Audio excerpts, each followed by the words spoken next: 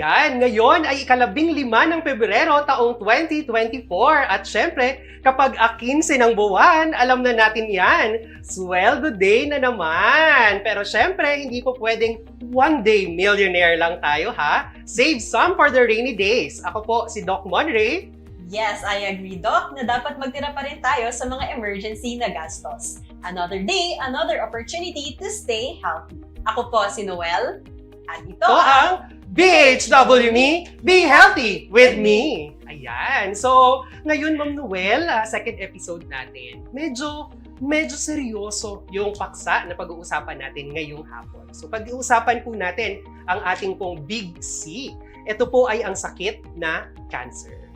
Ayan, so para po makasama natin para sa episode na ito, ipinapakilala ko po si Dr. May Sabando, Medical Specialist 3 ng Bicol Cancer Center at si Miss Julianne Granadino, Regional Program Manager for Cancer Prevention and Control ng DOH Bicol CHD. Magandang hapon po, Dr. May and Ma'am Julie. Good afternoon po. Ayan, good afternoon po ma'am and doctor. So, ngayon po, gusto po natin itanong yung mga kadalasan na tinatanong sa atin po ng ating mga tagapanood. Una po, gusto daw po nilang malaman, ano nga po ba ang sakit po na cancer? Actually, yung cancer kasi, it's a broad term kasi. When we say cancer, it's the unregulated growth ng mga cells po natin. Because in a normal condition, our cells would really regenerate, no? Para palitan yung mga old cells, yung mga cells natin na nasisira na. Pero in cancer, they are uncontrolled. Our cells just continuously, repeatedly, dividing without us knowing what will be the functions of these new cells that our body is producing. So, ibig sabihin, tuloy-tuloy pala, dumadami kung isa, pinapalitan lang, yun yung normal. Yes. Pero ngayon, pag may cancer, instead na papalitan, dadami pa ng dadami. Kaya po ba, Doc, may lumalabas na parang bukol? Yes po, no? So, kaya ang nangyayari tuloy, parang nagkakaroon tayo ng accumulations ng mga cells na hindi naman kailangan na ng katawan natin. Kaya technically, minsan na nakikita po natin o nakakapa natin, may mga bukol na po yung mga pasyente dito. So tama no, kapag sinabi natin cancer, kasabay na rin dito yung mga tumor, yung mga bukol na lumalabas. Pero sabi ni Doc, kapag may cancer, hindi lang po ito nagde-develop na nangyari kahapon or mga ilang linggo lang. Rather, lumalabas ito after few months or years, siguro po. Ano, Doc? Yes, that's why, pag titingnan mo yung kailan nadadiagnose ang cancer, no? Most of the time, most of the patients na na-diagnose ng cancer, usually nasa 60 years old na. Yung mean age na na-diagnose natin ng breast cancer is usually mga nasa 60s, colon cancer, mga nasa 65, lung cancer, it would take mga 70 years old kasi it would really take time. The patient has to be exposed doon sa whatever will trigger them to have cancer formation po. So, it doesn't develop overnight po. So, kadalasan pala mas matanda din yes po. po. But be very careful because nag-change na kasi ngayon but it doesn't mean na if you are younger, there's no chance for you to develop cancer. When we say the median age is at 60, ibig sabihin nun, karamihan ng pasyente nagkakaroon na diagnose ng cancer before the 60 or after the 60. So ngayon kasi parang di ko alam kung dahil sa exposure na din natin, ang dami-dami ng pasyente po na diagnose namin on a relatively younger age. Like as I mentioned earlier, breast cancer usually dapat makikita natin yan sa mga 60 years old na lang. But ngayon, as early as 20, 30 years old, may mga pasyente na kami nanguhuli po. Naku, Ma'am Noel, mukhang babata ng pabata na pala ang nakikita natin ngayon na may cancer. Breast cancer yung na-example ni Doc. Curious tuloy ako, Ma'am Noel. Sa Department of Health po, Ma'am Julie, meron po ba tayong mga common causes ng ating pong cancer na nakikita? Kung babalikan natin, sabi nga ni Doc, ito ay abnormal na paglaki or pagdami ng mga lesions or ng mga cellula. So, kung titingnan natin, genetic po talaga or kung sa ito ay pagbabago doon sa genes. Kung titingnan naman natin, pwedeng yung mga carcinogenic na sinasabi ni Doc, na nagdudulot po ng pagbabago doon sa ating mga cellula. So, pwedeng yung mga carcinogenic na galing po sa pagkain o kung hindi naman po sa environment o sa kapaligiran through exposure, pwede po yun maka-apekto din sa pagkakaroon or maging risk factors din po sa pagkakaroon ng cancer. Noel? Ma'am Julie, bilang napag-usapan na po natin ang breast cancer, posible po kayang pagsimulan ng breast cancer, yung katulad po na sinabi ni Doc kanina, na parang nabugo or nabangga yung ating breast. Pwede po kaya yan? siguro, Dok, kung ganun, di ba sabi mo, Dok, hindi naman agad-agad na nade-determine na pwede ito mag-cause, kundi in a span of how many years, doon pa lang po nade-determine kung talagang pwedeng mag-cause ito or naging factor po ito para magkaroon talaga ng cancer. As of now po, wala namang study. If that's going to be the question po, wala pa namang kasing study that would show trauma to the breast per se can cause breast cancer, no? With regards to the genetic predisposition, no, only 5 to 10% ng mga cancer patients ang makukuhanan mo po ng family history na meron sa pamilya nila na may cancer po. So, parang in general kasi, inside our cell, may tinatawag tayo na genes. So what happens for the cancer to develop is nagkakaroon po ng mutation doon sa gene na tinatawag po natin. This gene will dictate no what will be the kung ano yung magiging normal activity ng cells natin. So yung gene na yon, doon kasi na-expose yung katulad ng sinabi nga ni Ma'am kanina, no, mga environmental na mga exposure, no, mga radiation, no, sa pagkain natin, and of course doon papasok yun sa genetic predisposition po.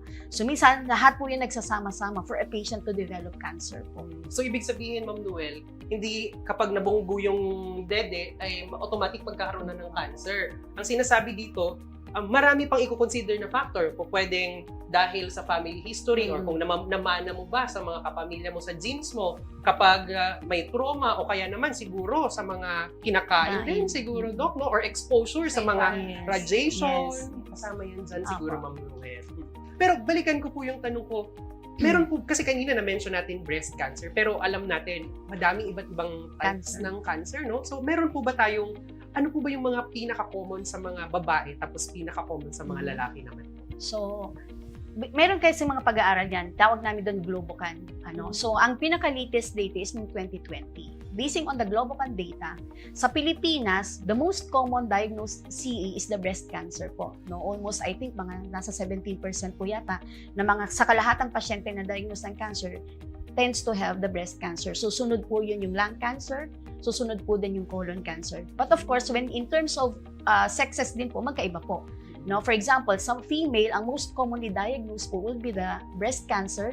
Pag sa male naman, na doon po yung lung cancer po. So ako pala, Ma'am Noel, ang kailangan kong ingatan dahil sa lalaki, ako kadalasan kasi daw sa lalaki ay lung cancer pala. So ikaw naman bilang babae, so ang una mong kailangang ingatan sa mga cancer ay ang breast cancer. So nakikita rin talaga natin yan. Kahit sa community, sigurado po ako na yung mga BHW na nanonood ngayon or kahit sino man na nanonood, baka may kakilala kayo na mayroon actually diagnosis ng breast cancer at lung cancer. Actually, Doc, sa pamilya nga po namin na may history po kami ng breast cancer.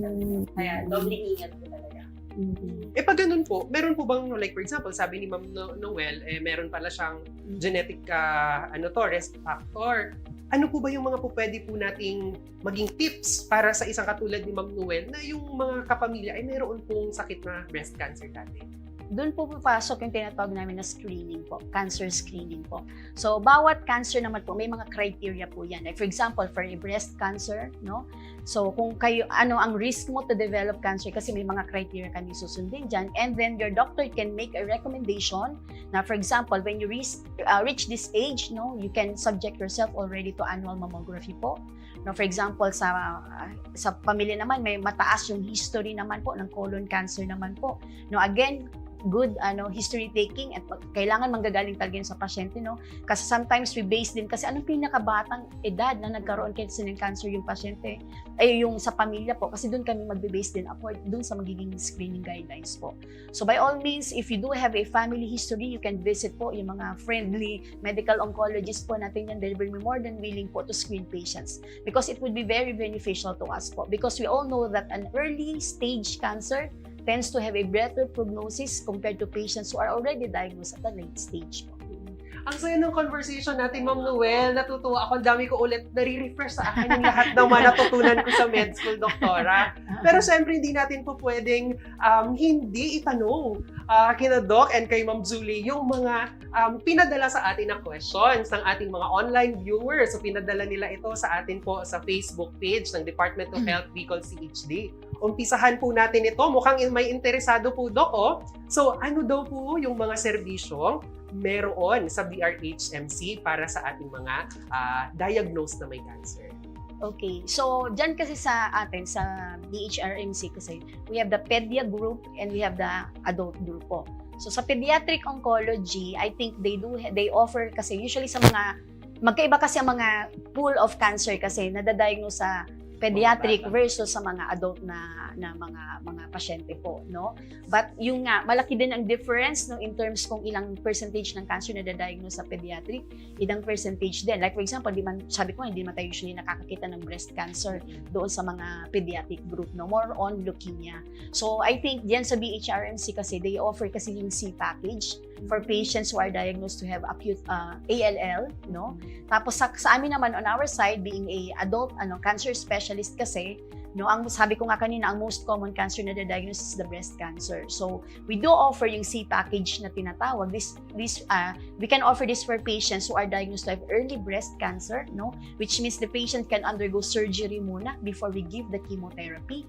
Or we also have yung tinatawag namin na CSP map, no. These are offered naman for patients already have locally advanced or metastatic na breast cancer po. So pareho palang meron, mapabata man, Yes. mapamatanda man, mapa-early stage o kaya early diagnosis pa lang, di pa masyadong advancing stages ng cancer. At kahit yung may malala ng Yes. cancer, meron pala tayong mga available na services. So hopefully, kasi mag-o-open na yung radiation therapy natin. So kasi required kasi yung radiation therapy for us to be offered. Meron kasi tayong colorectal na package as well as yung prostate package din ng DOH din kasi. Kaya lang we are not yet granted with that kasi nga wala pa tayong radiation therapy.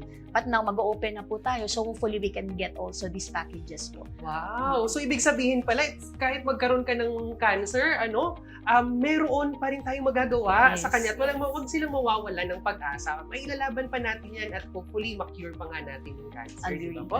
Mhm. Ayan, so sa part naman po, Ma'am Julie, ng Bicol CHD, ano po ba yung mga serbisyong available dito? Dito sa atin sa program natin, yung Cancer Control Program, meron tayong ina-advocate yung sariling salat ng suso. So yun po ay yung breast self-examination. And meron din po tayo, actually kakatapos pa lang po ng ating yung success project kung saan nagkaroon po tayo ng HPV, yung DNA collection, which is a self-collection na method. And then, meron din po tayo yung VIA na tinatawag o yung visual inspection via acetic acid. So, ino-offer din po yan ng ating programa dito sa Kagawaran. So, marami po tayo na mga screening and mga early detection ng mga pamamaraan para ibibigay po sa ating mga kababayan po para hindi naman po late na ma-detect yung cancer. Sabi nga ni Doc, very important yung early detection para mas maganda yung prognosis po ng ating cancer. So, binigyan ng emphasis ni Ma'am ulit yung ating early screening, Yes. early detection, early diagnosis. Kasi totoo yan, no, Ma'am Noel, kapag may mga nakikita tayong mga pasyente na stage 4 na, mas madaling gamutin yung mga stage 1, stage 2, di ba po, Yes. Doc? Mas maganda yung prognosis sa kanila. Kaya, sa Department of Health, ini-emphasize nga natin yung mga screening, yung mga...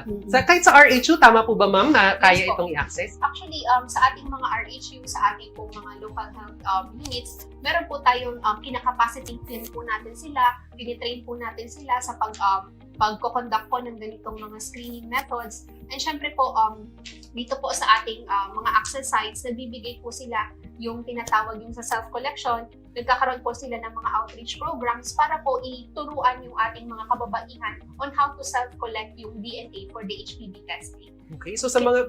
yes, Dr. Can I just add, no? Ipopromote ko na lang din yung aming mother society, the Philippine Society of Medical Oncology po.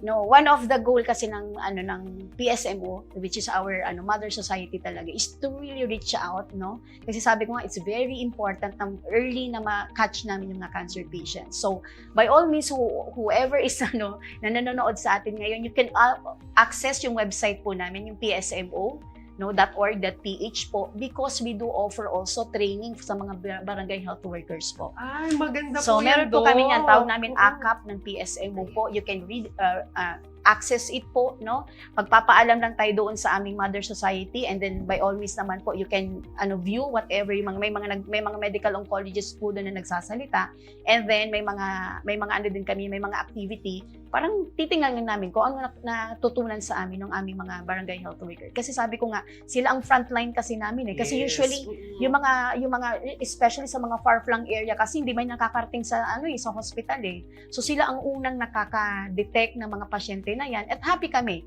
no? Kasi karamihan naman pag tinanong namin, paano niyo po nalaman dito? Sasabihin nga nila, yung barangay health worker po namin, nagpakapa kami, kami, at sila po nag-refer dito sa amin. So kung may mga barangay health workers po dyan kasi we had that activity na last year na hindi pa po namin na abot, no? You can readily access po yung aming website po, yung Philippine Society of Medical Oncology, and free naman po yung ganong training po. Okay, so yan, bukod pala sa Department of Health, no, meron din po tayong mga specialty societies na pwedeng hingan natin ng mga additional na mga trainings or resources para kahit po tayo mismo, mapa BHW man yan, mapa nanay man yan, lola man yan, tita man yan, at least meron tayong mga dagdag kaalaman para hindi na tayo umabot sa mga malalang sakit ng cancer. Maagapan po natin yan, masolusyonan. So maganda talaga, Doc, na yung goal po ng ating program na BHWME at yung goal din po ng programs ng society po ni na Doc May is aligned talaga, Doc, no? To capacitate BHWs. Ayan. May mga kadagdag pa katanungan pa ata tayo, ma'am. Opo,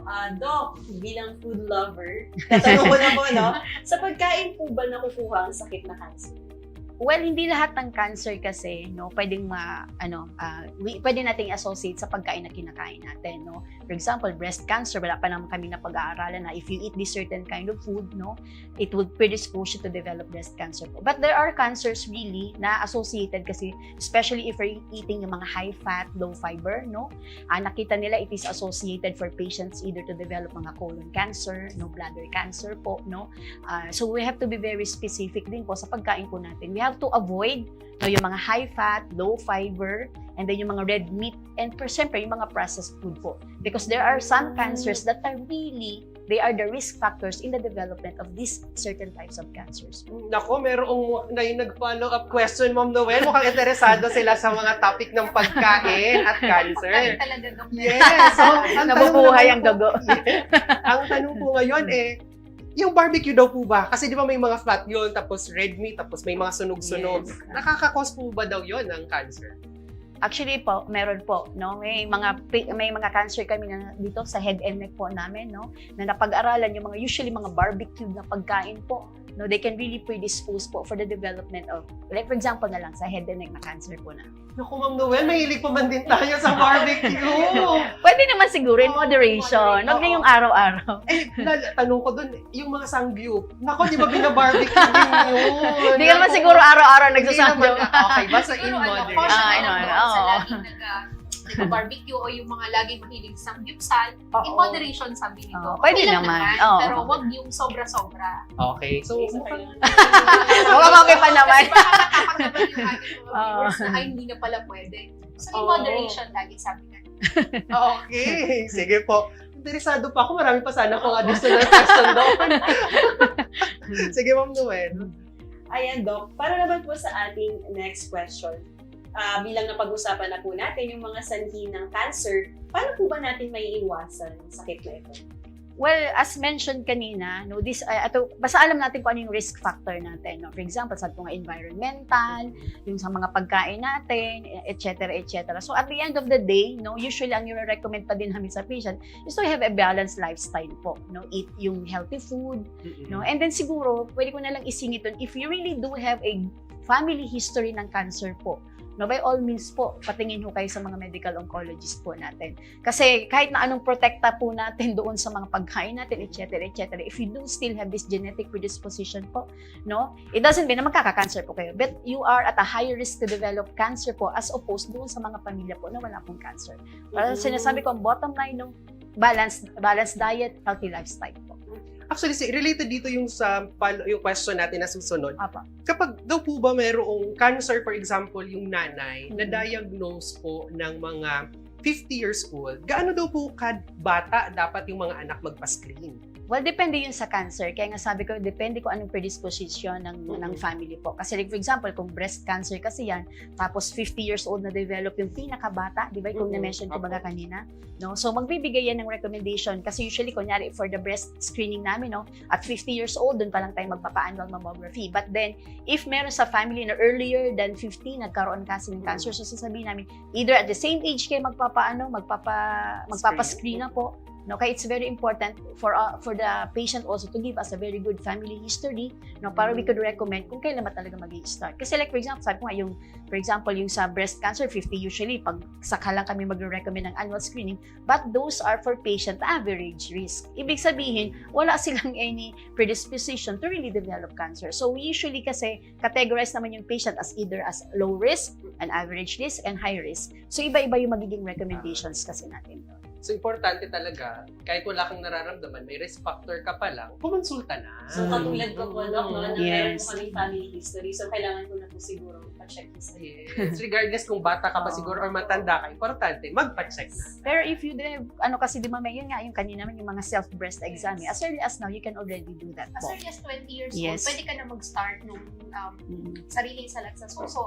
Kasi recommended naman siya as early as 20 years Yes. old. Pwede ka na monthly mag-conduct nun kung makikita mo na talagang may risk factor ka doon sa family history. Ayan. Ma'am Noel, ang dami ko ulit natutunan sa discussion natin ngayon. Ikaw ba? Very relate ako, Doc, kasi Very diba, may history ngayong family ko. So, Oo. talagang alam ko kung paano ko maiiwasan ang sakit na ito. For sure, mayroon din tayong mga tagapanood na nakarelate sa topic po natin. At syempre, again, kung meron po kayong mga dagdag katanungan, maaari niyo po yan tanong ulit sa amin sa mga susunod pong episode. Pero, Doc and Ma'am Julie, maraming salamat po sa pagsagot ng mga katanungan. Hindi lang po ng katanungan namin, kundi pati na po yung mga nasa online po namin. Pero, ngayon po, hindi pa po namin bibitawan si Ma'am Julie. Kasi po, speaking of breast cancer at kanina, na-introduce na rin po ito, magpaturo tayo kay Ma'am Julie. Paano nga po ba yung 3S o yung SSS o yung tinatawag po nating sariling salat ng suso. Mamaya po yan sa pagbabalik po namin. Diyan lang po kayo at magbabalik ang DHW Me, be healthy with me.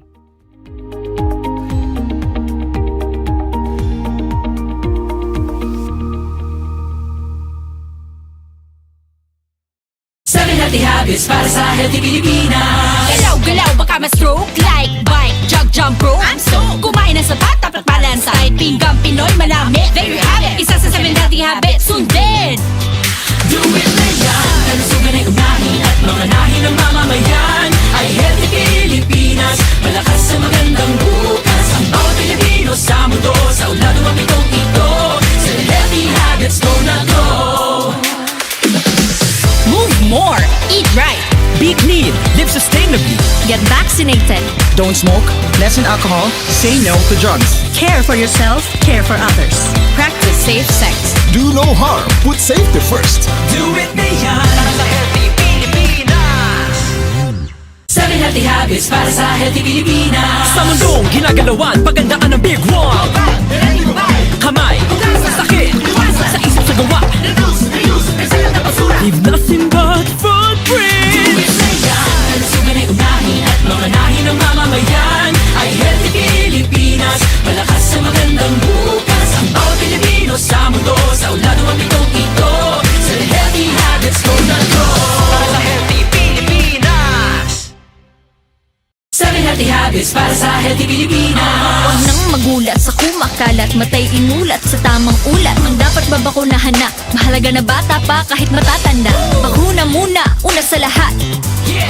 Do it na yan. Kalusugan ay unahin at mga nahin ng mamamayan ay healthy Pilipinas. Malakas sa magandang bukas. Ang bawat Pilipino sa mundo, sa uladong ang pitong ito. Sa healthy habits, go na go. Para sa healthy Pilipinas. 7 healthy habits para sa healthy Pilipinas. Bawal na usok sa akin, baka ako hikain, di nakakagalak ang bisyo. Hi, how can I help you? Dito na tayo sa kakaibang high. JV sa Bishop Free Lifestyle. Do it na yan. Kalusugan ay unahin at mga nahin ng mamamayan ay healthy Pilipinas. Malakas sa magandang bukas. Ang bawat Pilipino sa mundo, sa uladong ang pitong ito. Sa healthy habits, go na go. Para sa healthy Pilipinas. 7 Healthy Pilipinas. Sa iba'y handa ang balikat ng may karamay sa bigat. Sila'y iniingatan, ngunit sarili huwag kalimutan. Mahalaga ka. Do it na yan, kalusugan ay unahin at mga nahin ng mamamayan ay Healthy Pilipinas. Malakas sa magandang bukas ang bawat Pilipino sa mundo. Sa ulado mapitong ito, sa healthy habits ko na to. Para sa Healthy Pilipinas. 7 healthy habits para sa Healthy Pilipinas. Pag-ibig ang panalo, one love, isang uri, papugay at papuri, walang talo sa pagpapasuri. Practice safe sex para sa pamilya at minamahal. Do it na yan, kalusugan ay unahin at mga nahin ng mamamayan ay Healthy Pilipinas. Malakas sa magandang bukas ang bawat Pilipino sa mundo. Sa ulado mapitong ito, sa healthy habits ko na to. Para sa Healthy Pilipinas. 7 healthy habits para sa Healthy Pilipinas. Di sinasaktan, pinoprotektahan. Parang helmet sa ulo pag nasadaan. Isuot na yan hanggang saan makarating. Practice safety over land over sea. See? Ligtas at malakas. Do it na yan, kalusugan ay unahin at mga nahin ng mamamayan ay Healthy Pilipinas. Malakas sa magandang bukas ang bawat Pilipino sa mundo. Sa ulado mapitong ito, sa healthy habits ko na to. Para sa Healthy Pilipinas.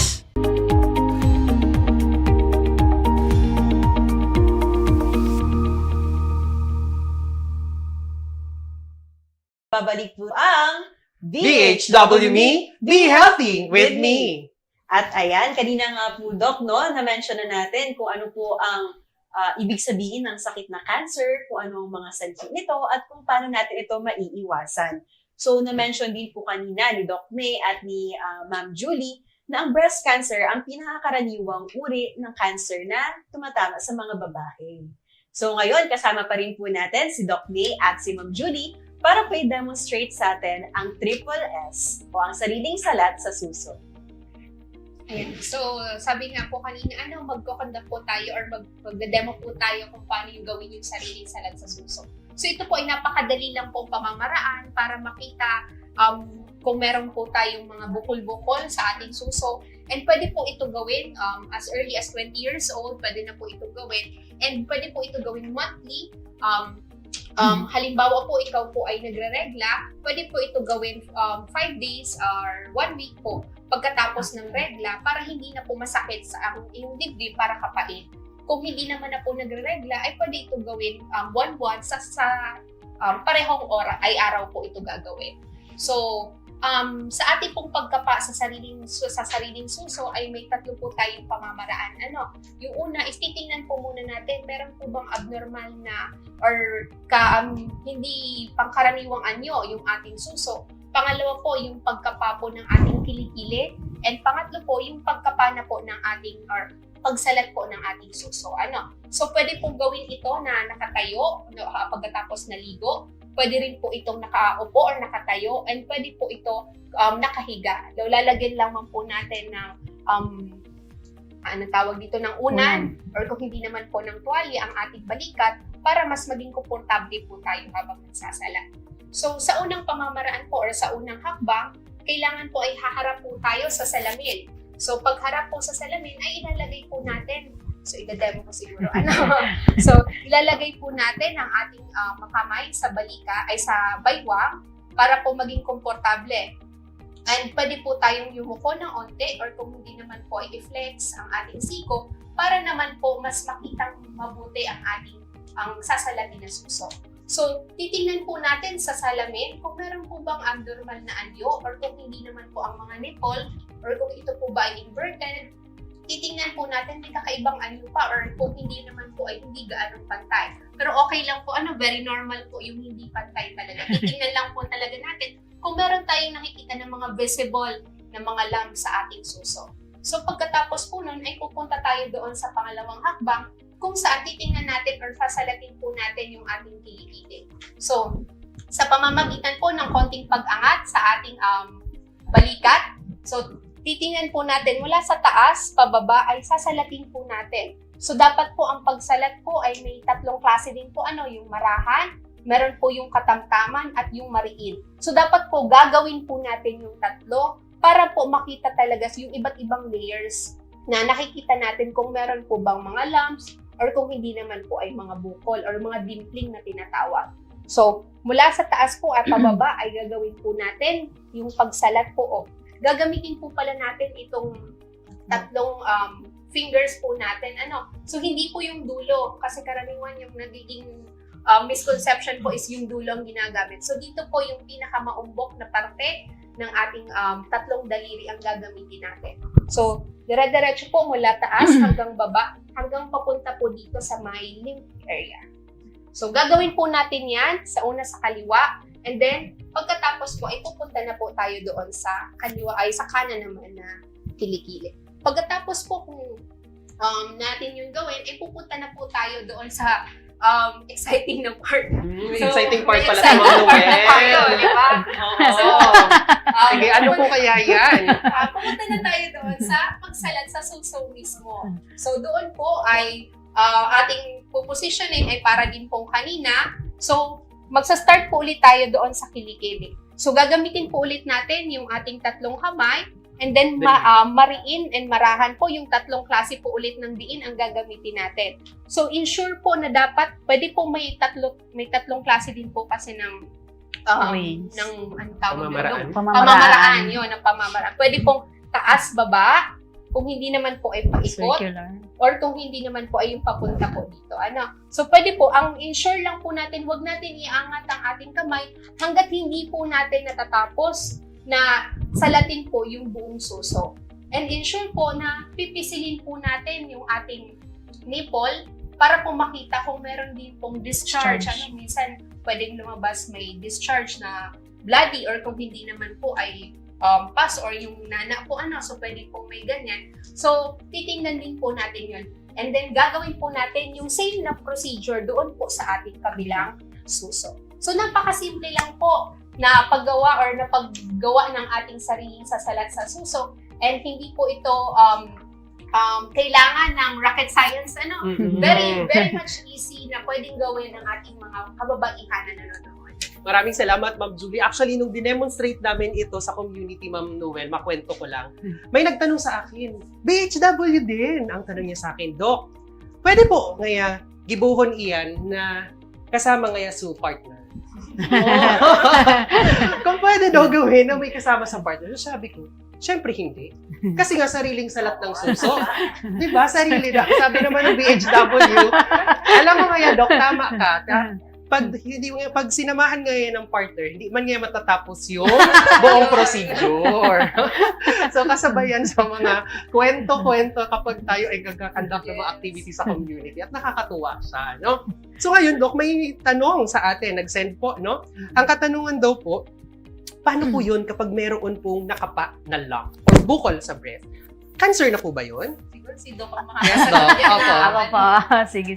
So, yun lang kasi, be very cautious din. No? Hindi lahat ng nakakapaho natin na bukol is cancer po. No? So, we do have some test muna pong ginagawa to really confirm our initial impression kung ito ba talaga ay cancer or hindi. No? Kaya very important in our diagnosis ng cancer, nandyan papasok laging imaging namin. No? Kasi matutulungan kaming i-determine kung yung bukol ba na nasasalat ng pasyente is really just a benign process or it's really a malignant process. And then papasok din yan, syempre yung mga tinatawag naming biopsy. No? So kami naman ho, as medical oncologists, we never treat cancer without us having a histologic diagnosis that it's really cancer po. So again, let me reiterate, hindi lahat ng bukol is cancerous po. No? But then if you do have, pag may nakakapaho kayo, by all means po, patingin kayo sa doktor ho ninyo kasi para mag-guide tayo, ano po yung mga susunod po na gagawin po natin. Okay, so hindi lahat kapag merong nakapa sa suso, sa sariling salat ng suso, ay automatic cancer na po yan. Huwag po agad matataranta. Okay? Ang kailangan pong gawin ay kumonsulta daw agad sa pinakamalapit po nating mga doktor para mas makita pa, mas ma-assess natin kung talaga nga bang cancer ito o baka gawa lang ito ng normal. Kasi sa mga babae, Doc, di ba, meron ding normal na talagang may naglalump. Pero pag tiningnan naman, hindi naman daw pala cancer. Ma'am Noel? Ayan. So, Doc, may iba pa po ba kayong tips na maibibigay po para sa ating mga viewers tungkol po sa pag-iwas sa cancer? basta yun lang siguro, we have to basically know our family history po, no? Kasi sabi ko nga po, if you are really at the risk, no, para mabigyan natin ng mga precautionary measures din yung ating sarili, at pwede naman tayo magpakonsulta sa ating doktor po, just in case, para po mas-screen po tayo. No, sabi ko nga, ngayon kasi sabi nga namin, ang gamutan ng cancer is ibang-iba na po. No, hindi katulad ng mga nakaraan na pag sinabihan ka ng cancer, parang wala, death sentence na po, no? Kasi kaya lagi kong sinasabi sa mga pasyente, cancer is curable, it's treatable, no? So hindi yan yung pag sinabi ng cancer is parang wala na ho tayong pag-asa po. So once with cancer po, ano, by all means po, sabi ko nga, lagi lang pumunta po sa inyong mga doktor po para magabayan ho tayo anong tamang gamot ang para po sa inyo, no? So kasi bawat cancer, iba-ibang gamutan namin, bawat cancer din, iba-iba din po yung approach po natin. But then, sabi ko nga, no, at the end of the day, lagi pa din, just maintain a healthy balance, no? Balanced diet, healthy diet po, and then a balanced lifestyle po natin para ma-prevent po natin. Because it could really reduce our risk po to develop cancer. So gusto ko yun, Ma'am Noel. Cancer is preventable, pero kung meron naman tayong na-diagnose ng cancer, hindi yun katapusan na. So it is also treatable. At syempre, papasok na naman dyan yung ating programa po sa Department of Health, kung saan binibigyan po natin ng emphasis yung mga taong may nararamdaman na kahit anuman na sintomas, na magpakonsulta po tayo. Ang programa natin na yun ay ang Consult Tayo. Okay, so consult tayo kasi binibigyan natin ng diin na kahit may sakit ka pa, or wala ka pang sakit, kailangan po nagpapakonsulta na po tayo sa ating mga physicians. Para kung wala pang sakit, maagapan na hindi na mag-develop ng sakit. Prevention, at kung meron ng sakit, at least mabigyan natin po yan ng tamang treatment. Yan, sabi nga, Doc, di ba? Prevention is better than cure. Okay, so kung may mga katanungan pa po kayo, katulad ng mga binasa at sinagot namin kanina, at ng mga ating resource speakers, comment lang po kayo sa baba, o pwede po kayong mag-send sa amin ng sa ating Facebook page. Tama? Yes, no. Tama ka dyan. Oo. Pero before natin yan, ma'am, siguro hingan din po natin ng huling mga paalala or message po ang ating pong mga tagapanood mula po kay Doktora at kay Ma'am Julie, Doc. Alright, so yun nga, being a specialist po sa cancer po, no, wag po tayong matakot po, no. Of course, nandyan naman ho kami to guide you po, no. Kasi sabi ko nga po kanina, no, ang cancer po, pwede po nating ma-prevent, pwede po nating and it's curable na po. There are a lot of modalities na po na available po sa ngayon po. When in doubt po, nandyan lang ho kami, no, para lang po i-guide po kayo at tulungan ho kayo kung ano yung mga best options po para po sa inyo, no. Especially dito po sa hospital po natin sa BHRMC, bisitahin niyo po kami sa Bicol Cancer Center po. Everyday po may medical oncologist po dyan na nagsiservisyo po sa mga pasyente po, no, para mas mag-guide po namin kayo, mas matulungan po namin kayo, para din po maging quality din po yung buhay po natin. Ayan. Ma'am Julie? Siguro po, i-emphasize ko lang, sabi nga ni Doc kanina, isang pamamaraan para maiwasan natin ang cancer is maging healthy, balanced diet, dapat po maging masustansya din ang ating pagkain, exercise regularly. Sabi nga ng tagline natin, be healthy with me. So being healthy, it will really decrease po yung ating risk ng pagkakaroon ng cancer. And syempre, yung lagi po namin ini-emphasize sa DOH is yung early screening and early detection po. Kapag may mga nararamdaman na po tayo or nakikita natin na parang may risk factor ako, kumonsulta po sa pinakamalapit na health center para naman po mabigyan ng kaukulan na treatment, or kung hindi naman po ay referral sa ating pong mga cancer center sites. And syempre po, hindi lamang po yung prevention, kundi meron din po tayong mga assistance, mga fund assistance na binibigay po ang ating kagawaran, and syempre ang ating mga cancer center sites. Meron po tayong CSP map, yung pagbibigay po ng Medicines Access Program, libre pong binibigay yung ating mga gamot, and syempre po yung Cancer Assistance Fund, kung saan po nagbibigay din po sila ng libreng diagnostic and mga screening procedures na kino-cover. And syempre po, meron po tayong iba't ibang mga financial assistance para po sa ating mga cancer patients. Ayan. So maraming salamat po sa pagsagot sa aming napakadaming katanungan, Ma'am Noel. At syempre sa pagbibigay ng bagong kaalaman, hindi lang sa atin, kundi sa lahat po ng ating mga tagapakinig. At Ma'am Noel? Ayan, mga ka-BHW, magkita-kita po ulit tayo sa susunod na episode. Parehong oras at parehong araw. At laging tandaan, ang pagiging healthy ay nagsisimula sa ating sarili. Tama ka dyan, Ma'am Noel. At dahil sa Healthy Pilipinas, bawat buhay ay mahalaga at syempre dapat walang maiiwan. Kaya tara, patungo sa Healthy Pilipinas, ito ang BHW Me, Be Healthy with Me.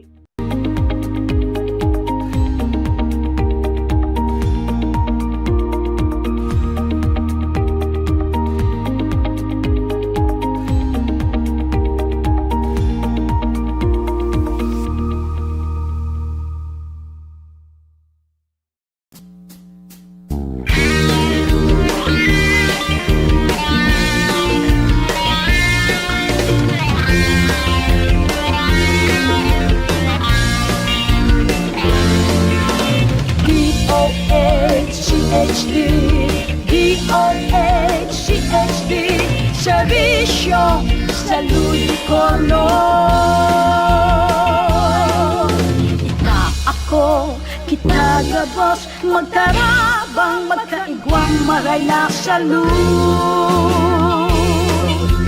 DOH, may dekalidad na serbisyo. Magaling dulog ko, nagtatawag, nagpapadaba. Mga programa, nagkasama ng sinda sa serbisyo. Matawang solusyon ang mga kahilangan. DOHCHD, DOHCHD, serbisyo sa Ludicolo. Ika ako, kita gabos, magtarabang, magkaigwang, maray na salud. Buon sa inulan, ipangakisagod na kita magdakula. Immunization, vaccination sa tuig na mag-ibo maagi, maiwasan ambisyon. Regular na check-up at kaibuhan. DOHCHD, DOHCHD, serbisyo sa Ludicolo. Ika ako, kita gabos, magkarabang, magkaigwang, maray na salud. Balanseng pagkaon, tamang katurog, ehersisyo, magsumba, magpabibi, magtimbang. Dapat kita magmano, magpatisipan. Ano man sa